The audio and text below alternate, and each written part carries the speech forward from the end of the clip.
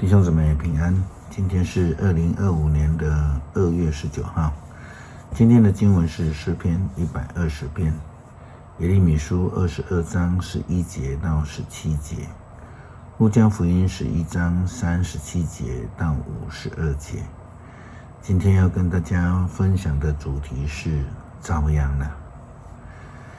以前小孩子如果不小心打坏了什么东西的时候呢，他们同行的人总是会发出哦那样声音，然后就会说：“哎呦，你遭殃了，或是说你惨了。”他一说：“哎呀，你糟糕了哈，你也还哈。”就信仰层面来看，任何无心之过，只要呢愿意诚心实意的反省，就必得赦免。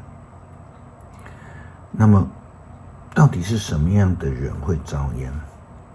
当然是那一些明知故犯的人们呢，例如列王，他们总是做上帝眼中看为恶的事。那一些只做表面却没有实际信仰生命行动的人们，如那些在福音书所提到的记载的律法师啦、祭司啊，以及法利赛人。耶利米书22章11节到17节，先知提到约哈斯的事情，关于继承他父亲约西亚做犹大王的约哈斯。上主这样说：他被掳离开这里，永远不能回来。他要死在流亡的地方，不能再看见这土地。惨了，这个人有祸了。他用不义的手段建造自己的宫殿，用不公正的方法扩建王宫。他强迫人民白白工作，不付工资。惨了，这个人有祸了。他说：我要建宏伟的宫殿，要造宽敞的楼房。他装上窗户，用香柏木做香板，漆上鲜红的颜色。难道你造了比别人高贵的香柏木宫殿，就表示你是一个贤明的君王吗？你父亲一生享福，他始终秉公行义，他所做的一切都亨通。他为穷苦无助的人伸冤，他一切都很顺利。这表示他认识上主。但是你只贪图自己的利益，你流了无辜者的血，以暴力压制人民。我上主这样宣布了。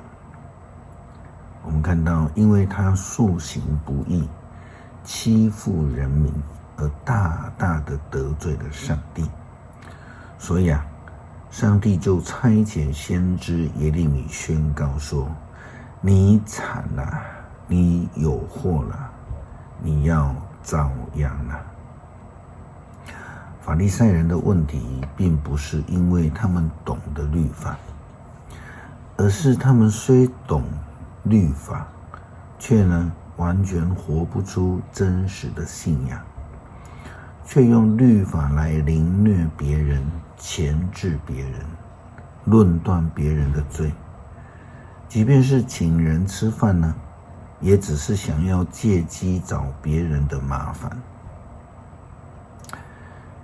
其实说真的不是仅仅只有法利赛人会做这样的事，现代基督徒当中也经常会发生这样的事。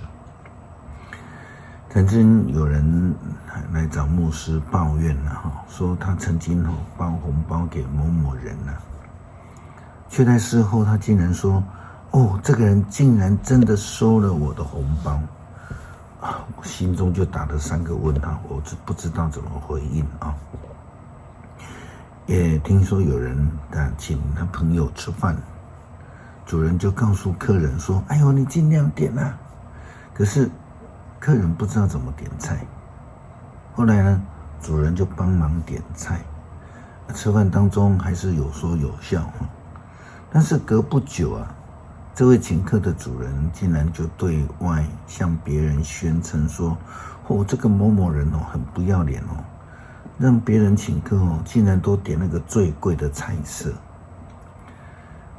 这个请客的主人呢，他不但是欺骗了，他更是一个恶毒的人，就如同福音书当中耶稣基督对法利赛人的批评一样。路加福音11章37节到52节，圣经这样记载道：耶稣说完了这些话，一个法利赛人来请他吃饭，他就进去坐席。这个法利赛人看见耶稣饭前不先洗手，非常的诧异。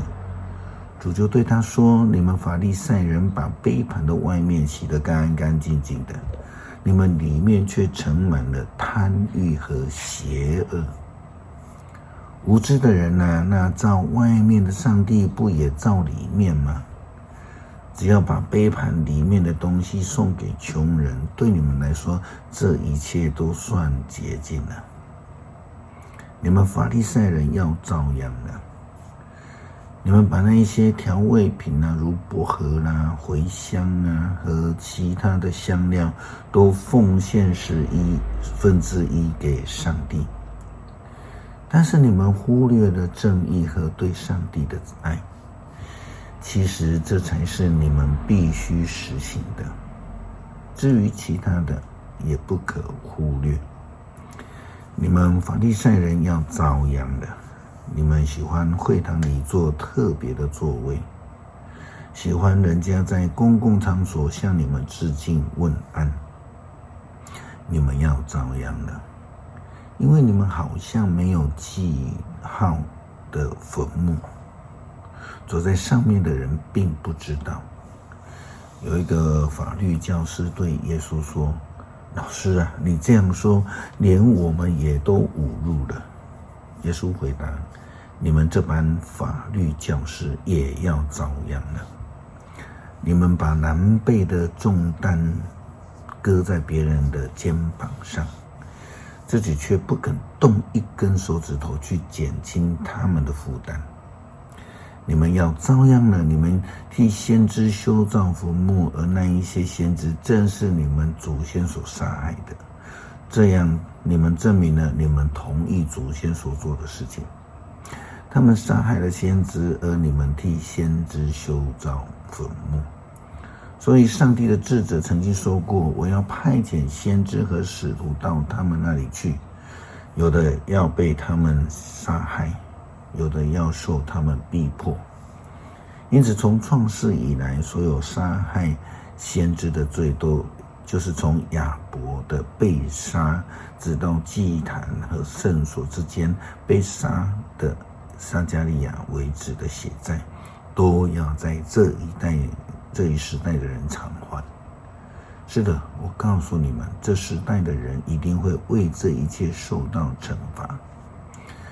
你们这班法律教师要照样的，你们去把持着开启知识宝库的钥匙，自己却不愿意进去，也不让想进去的人进去。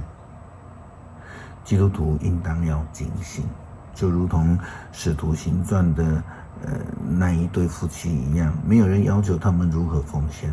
一旦决志要奉献，决志要成为主的仆人，要被主所使用，就应当要诚实，要有真爱，要甘心乐意。诗篇120篇，我在患难中求告上帝，他就答应我。上主啊，求你救我，救我脱离虚伪诡诈的人。虚伪的人啊，上帝要怎样对待你呢？他要怎样惩罚你呢？他要用战士的锐利的剑，用灼热的炭火来惩罚你。寄居在米舍的人当中，我们多么惨啊！投宿在基达人当中，我们多么不幸啊！我跟厌恶和平的人相处太久了，我爱好和平，我讲和平，他们却要战争。恳求上帝帮助我们在信仰的追求的路上，能够诚心实意的实践我们的信仰，真心的爱人，爱人如己，使人们得到帮助，使主的名得到荣耀。祷告奉主耶稣基督圣名求，阿们。